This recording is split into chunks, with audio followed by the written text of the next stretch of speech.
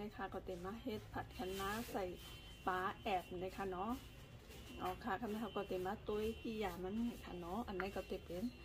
หมักพริกตั้งผักหมี่เผือกตำนะคะเนาะเดี๋ยวก่อนอันนี้ก็เต็มเป็นเกลือหวานค่ะเพราะว่าเกลือหวานเนี่ยก็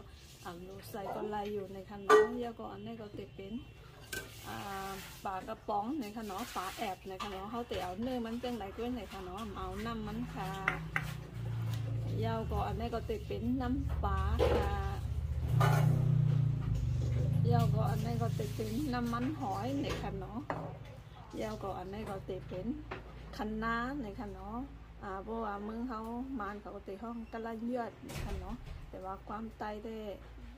ค่ะก็หู้ในค่ะเนาะเขาลาดกันเจ้าเองเลยค่ะ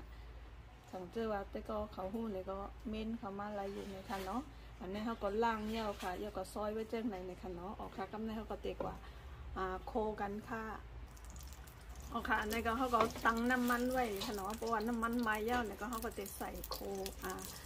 หมักพริกตั้งผักหมี่อันเขาตำไว้ในเขาเนาะ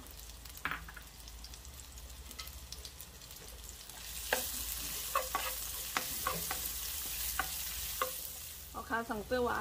มันหอมยอดเนี่ยก็ได้เขาก็จะใส่คะน้าเขาหนึ่งคะน้าแล้วก็ใส่น้ำปลาค่ะใส่น้ำมันหอยเฮ้ยแล้วก็ใส่เกลือหวานค่ะ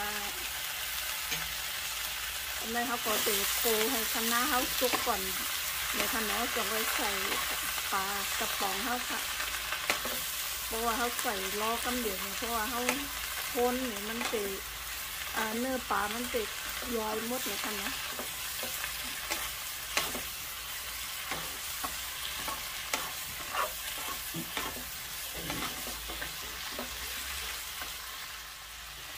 ค่ะในคณะเขาก็ซุกเยอะเหมือนกันเนาะเพราะว่าซุกเยอะเหมือนกันเขาก็ใส่ปลาแอบเนื้อปลาแอบเขาค่ะแล้วก็คนร้อยๆเนี่ยค่ะเนาะอย่าไปคนแห้งค่ะคนแห้งกับปลาเขาจะ